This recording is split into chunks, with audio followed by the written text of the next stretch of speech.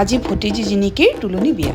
সেয়েহে বংশৰ গোটেই মাইকী মানুহখিনিয়ে আগবেলাতেই কেইবাখনো গাড়ীৰে গৈ শিৱসাগৰৰ বৰপুখুৰীত পানী তুলিলোগৈ।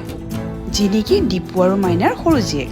ডাঙৰ জীয়েকৰ নিচিনাকৈ কিন্তু সৰু জীয়েকৰ বিয়াও দীপু আৰু মাইনাই বৰ ধুমধামেৰে আয়োজন কৰিছে। পানী তোলাৰ পিছতে আৰম্ভ হ'ল ফটো তোলাৰ পৰ্ব। আমাৰ বংশৰ মানুহখিনি এনেদৰে একেলগে গোট খালে বৰ ফূৰ্তি কৰা হয়। বয়সৰ পাৰ্থক্যই এই ফূৰ্তিত কিন্তু অকণো প্ৰভাৱ নেপেলায়। পানী তুলি অহাৰ পাছত এয়া কইনাৰ মাকে ঘৰৰ পদূলিৰ পৰা আমাক আগবঢ়াই নিছে। তাৰ পিছত আৰম্ভ হ'ল কইনাক নোৱা ধোৱাৰ পৰ্ব। মাক, পেহীয়েক, বৰমাক, আইতা সকলোৱে এফালৰ পৰা কইনাক মাহ হালধি সানিহে গৈছে। ময়ো এই ক্ষেত্ৰত পিছ পৰি নাথাকিলোঁ।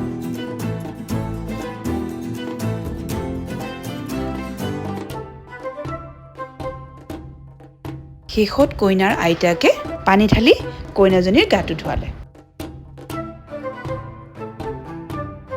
তাৰ পিছতে ৰাইজক চাহ খুওৱাৰ যা যোগাৰ চলিল। ময়ো আনৰ লগতে ব্যস্ত হৈ পৰিলোঁ চাহ মিঠাই বিলোৱাত।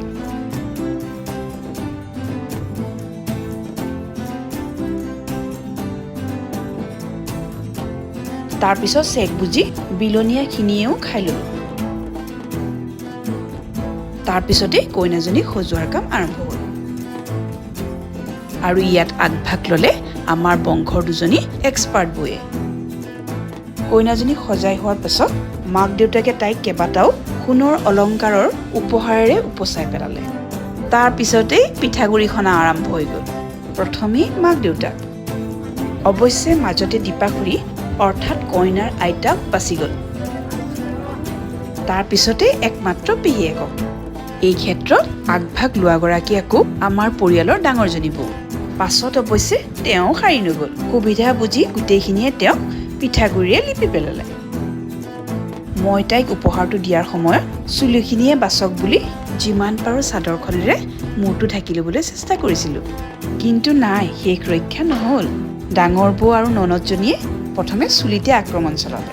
কইনাৰ আইতাকো পিছ পৰি নাথাকিল, লগতে কইনাৰ বাপেকো।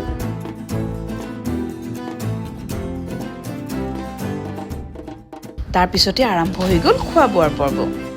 ভাত, দাইল, পনীৰ আৰু অন্যান্য চব্জিৰ লগতে মাছৰ 3টা ভেৰাইটিৰে এক সুন্দৰ আয়োজন। সঁচাকৈ তৃপ্তিৰ এসাঁজ। বিয়াৰ প্ৰথম দিনাৰ কাৰ্যসূচী আজি ইমানতেই শেষ। আৰু 2 দিনৰ কাৰ্যসূচী বাকী আছে, সেইখিনিও পিছত দেখুৱাবলৈ চেষ্টা কৰিম। তেন্তে আজিলৈ আহোঁ, বাই বাই।